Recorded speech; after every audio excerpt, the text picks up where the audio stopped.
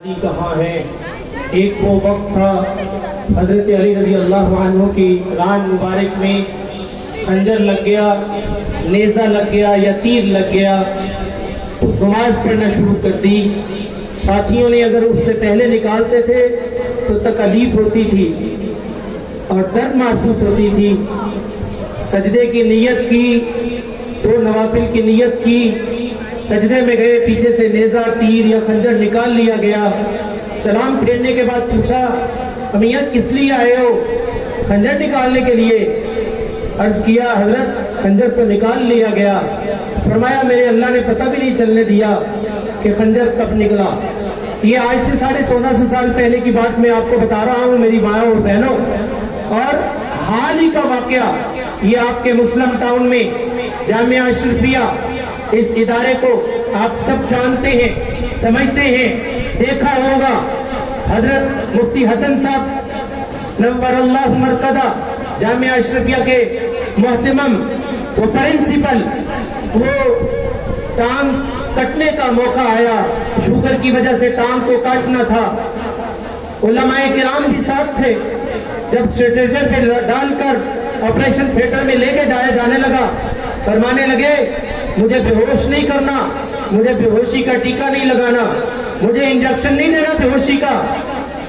علماء کرام، بیٹے، دوسرے احباب، انہوں نے عرض کیا حضرت اس کے بغیر ٹانگ کٹے گی نہیں، سوئی چھپ جائے تو انسان سی کا رکتا ہے، کیسے ہو سکتا ہے؟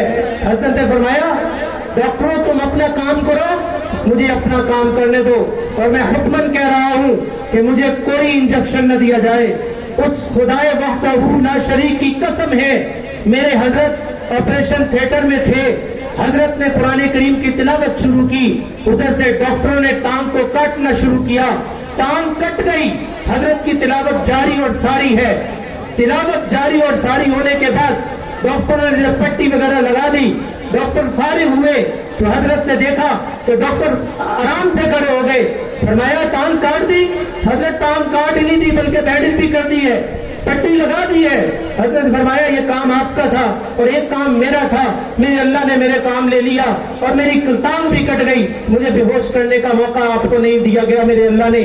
یہ ان لوگوں کے اللہ کے ساتھ رابطہ تھا، یہ تعلق تھا۔ اسی تعلق کی بنا پر جب کوئی ان کو تکلیف ہوتی تھی، جب ان کو کوئی پریشانی آتی تھی، جب ان کے سامنے کسی قسم کی کوئی تکلیف، دکھ اور افسردگی ان کو ہوتی تھی، وہ فوراً وضو کرتے تھے، مصلی بچھاتے تھے اور اپنے اللہ کے سامنے اپنی نیاز جبی کو جھکاتے تھے۔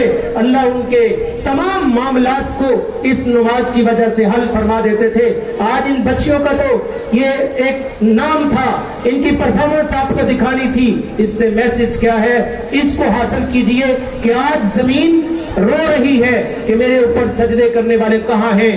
ہمیں اس پر خیال کرنا چاہیے اور ہمیں اس پر آنا چاہیے کہ اللہ تعالی ہمیں نماز کی توفیق نصیب فرمائے۔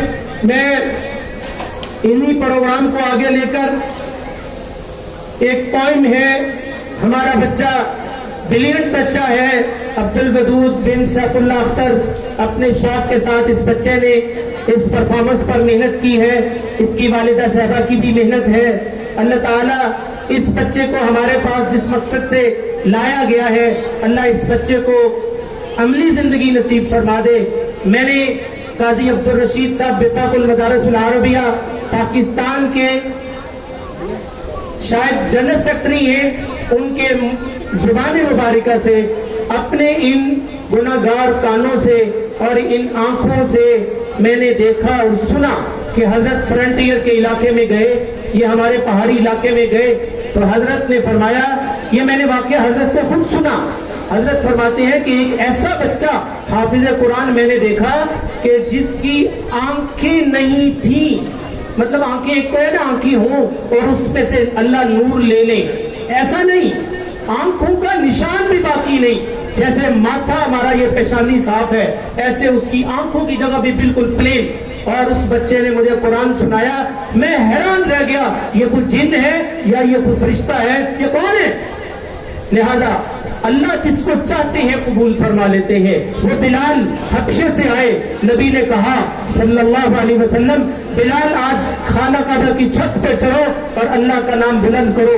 وہ سلمان فارس سے آئے, حضور کے غلام بنے, آج بھی نام زندہ ہے, اور حضور کے قدموں میں رہ کر, حضور کے پاس پڑوس میں رہ کر, دیوار سانجی ہونے کے باوجود ابو جہل اور ابو لہب, عتبہ اور شیبہ, یہ سب کے سب نامراد اور ناکام لوٹے, تو آج ان کا نام لینے والا بھی کوئی نہیں. ہم اپنے بچوں کے نام نہیں رکھتے ان کے نام پہ, وجہ کہ یہ حضور اور اللہ کے نافرمان تھے. اللہ ہمیں سمجھ کی توفیق نصیب فرمائے. اس بچے نے آپ کو انگلش میں کوئی کچھ سیکنڈ کا ایک ٹیبلو پیش کرنا ہے, آپ اس بچے کی حوصلہ افزائی فرمائیں. ایک گزارش میری آپ سے یہ ہے, ابھی حال ہی میں کوئی 1 مہینہ پہلے ہماری اقرا روضۃ الجنہ کی تقریب میں میں ہی یہ اناؤنسمنٹ کی, میری ہی ڈیوٹی تھی, تو میں نے والدین کو اور حضرات کو گزارش کی کہ جب کوئی بچے کا کوئی کام آپ کو اچھا لگے, آپ اس کو داد دینا چاہیں تو سبحان اللہ, الحمدللہ کے نام پر آپ دعوت دیں, اس کو داد دیں اور اس کی حوصلہ افزائی کریں, نہ کہ تالیاں بجائیں.